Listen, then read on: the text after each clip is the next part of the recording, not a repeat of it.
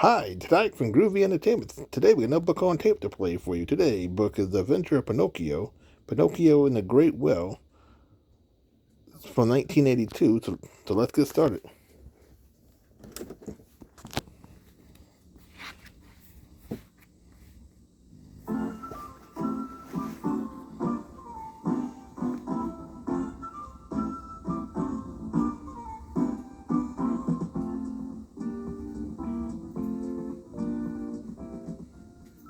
Adventures of Pinocchio, Pinocchio and the Great Whale.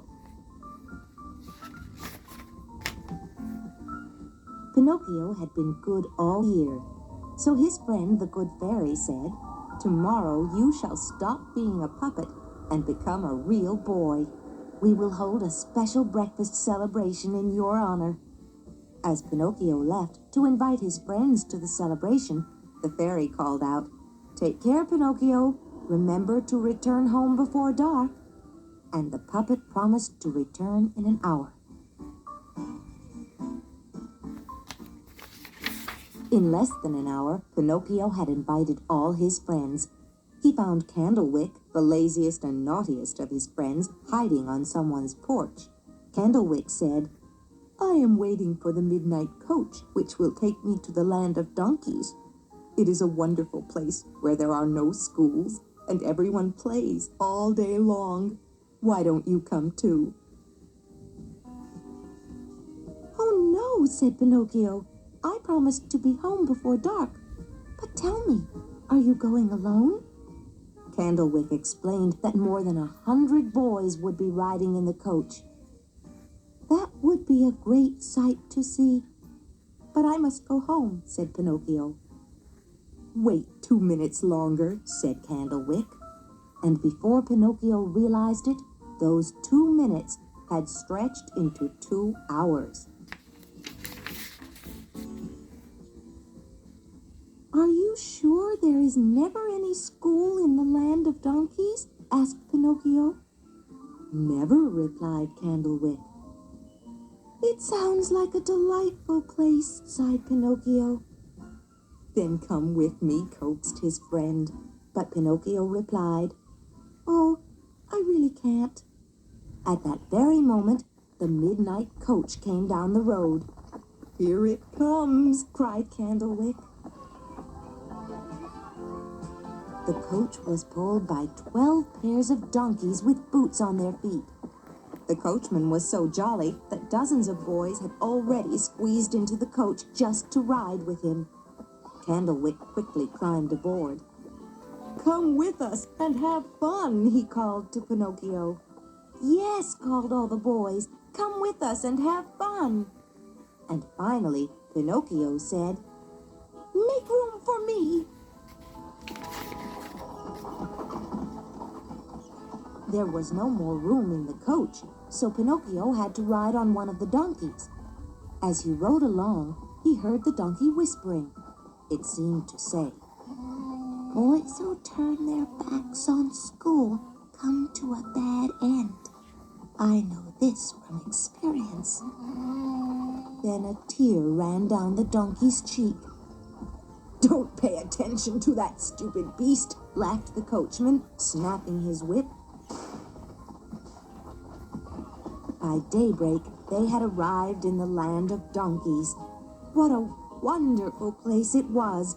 Boys were everywhere, playing ball, riding bikes, chasing one another, walking on their hands, and generally having fun. As soon as the coach stopped, Pinocchio, Candlewick, and the others joined right in. The hours became days, and the days stretched into weeks. Whenever Pinocchio saw Candlewick, he said, "You were right, my friend. And to think that I almost missed out on all this fun." For 5 months, there was nothing but fun and games. But one morning, when Pinocchio awoke, he had quite a surprise. During the night, his ears had turned into a perfect pair of donkey ears. Pinocchio ran to find Candlewick. Imagine his surprise when he discovered that his friend had also caught donkey fever. Before long, their hands became hoofs, and their faces turned into donkey muzzles. They even grew donkey tails. In less than 2 hours, they looked exactly like donkeys in every way. And when they tried to talk, they could only bray. All play and no study had turned them into perfect donkeys. Before long, the coachman took them away and sold them in the market, for that was how he made his living. Poor Pinocchio. He was sold to a man who needed a donkey to dance in his circus. For 3 months, Pinocchio practiced jumping through hoops and dancing on his hind legs. Then he was made the star of the circus, and people came from far and near just to see the famous dancing donkey. Unfortunately, Pinocchio tripped while jumping through a hoop and hurt his leg. The doctor said that he would be lame for life. Pinocchio was sent to market, but no one would buy him. After all, what good is a lame donkey? Finally, a man came along who wanted to make a drum. "This donkey's skin is nice and thick," he said. "It would make a good, strong drum." So he bought the lame donkey. Imagine how Pinocchio felt now. He didn't want to be made into a drum. When the man had paid for Pinocchio, he took him to the seashore. He found a heavy stone and tied it to the donkey's neck. Then he tied a long rope to one of Pinocchio's hind legs and pushed him into the water. The stone was so heavy that Pinocchio sank down, down, down. And then a remarkable thing happened. When the man thought his lame donkey had been drowned, he pulled the rope in. But instead of a donkey, he found a wooden puppet. You see, the fairy had turned Pinocchio from a donkey back into a puppet again. "Oh, well," said the man, "at least I can sell the puppet for firewood." But Pinocchio broke away and jumped back into the water. He was glad that he was no longer a donkey, so he swam and he swam far out to sea. Suddenly, he saw something coming toward him. It was the gigantic head of a terrible sea monster. Its jaws were open wide, and Pinocchio could see row after row of sharp, pointed teeth. It was the great whale. Pinocchio tried to swim the other way, but it was too late. He was sucked into the gigantic mouth with such force that he was knocked unconscious. When he woke up, it was so dark that he could hardly see. Then he realized that he was inside the stomach of the great whale. He began at once to cry for help. "No one can help you now," said a nearby voice. It was a tuna who had been swallowed at the same time as Pinocchio. "Just relax and wait for the great whale to digest you," said the tuna. But Pinocchio cried, "I don't want to be digested. I want to escape." Suddenly, he saw a faint light in the distance. "What's that?" he asked. But the tuna did not know. As Pinocchio made his way toward the light, he saw that it was a candle. It was sticking out of a bottle that was sitting on a table. An old man sat near the table. When Pinocchio got closer, he saw that the man was Geppetto. "Father!" cried Pinocchio. "Pinocchio!" cried the old man, and they hugged each other until their arms ached. Of course, Pinocchio told him everything that had happened. Then Geppetto explained how he had survived in the whale's stomach.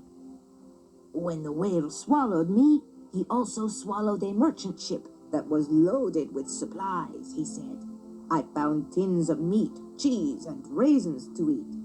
But now they are gone, and this is the last candle. Pinocchio said, "We must escape." Geppetto asked, "But how? And when?" "When the whale falls asleep, we will escape," said Pinocchio.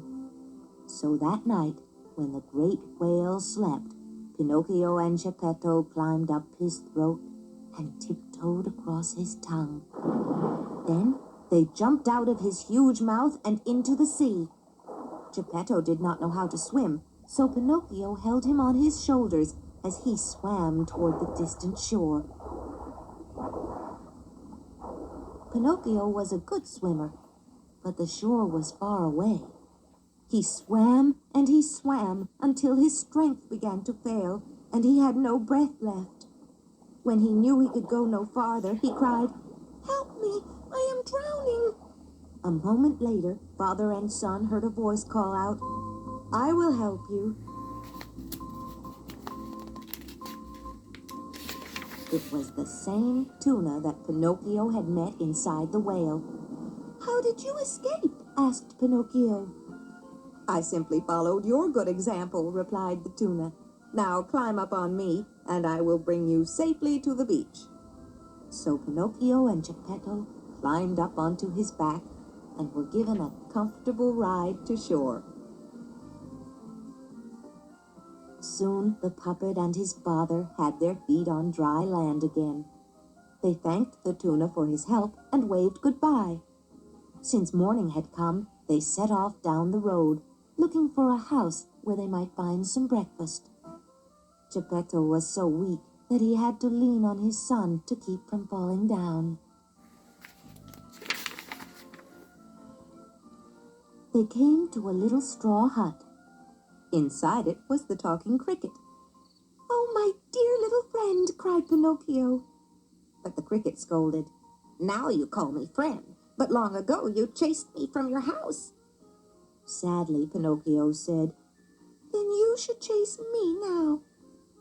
But instead, the cricket made a soft bed for Geppetto and sent the puppet out to fetch him a glass of warm milk. A farmer at a nearby farm made Pinocchio work for the glass of milk. The puppet worked as hard as a donkey.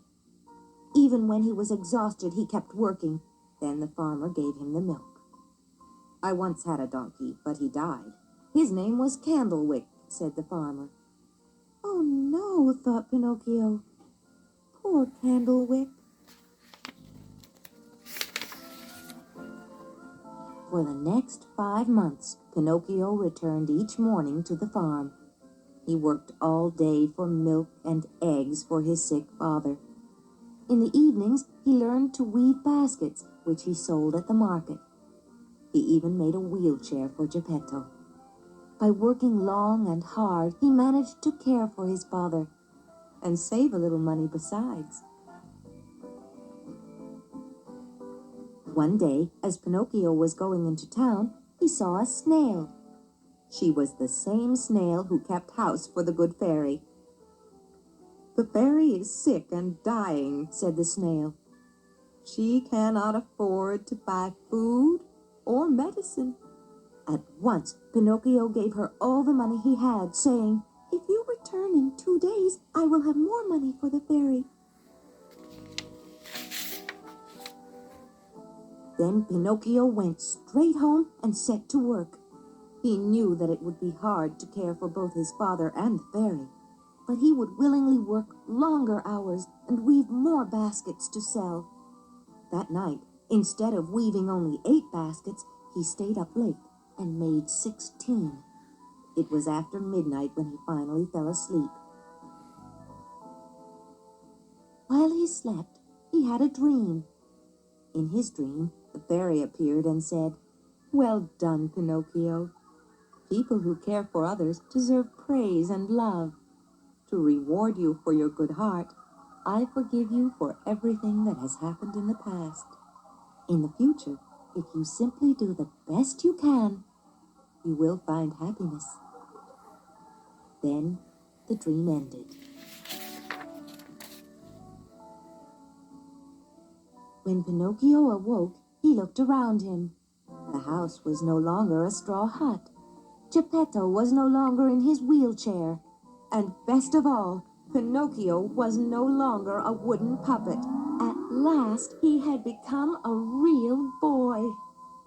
He walked over and looked at an old puppet hanging in the corner. Then he laughed merrily and said, "How foolish I was when I was just a wooden puppet." He was so happy now that he was a real boy.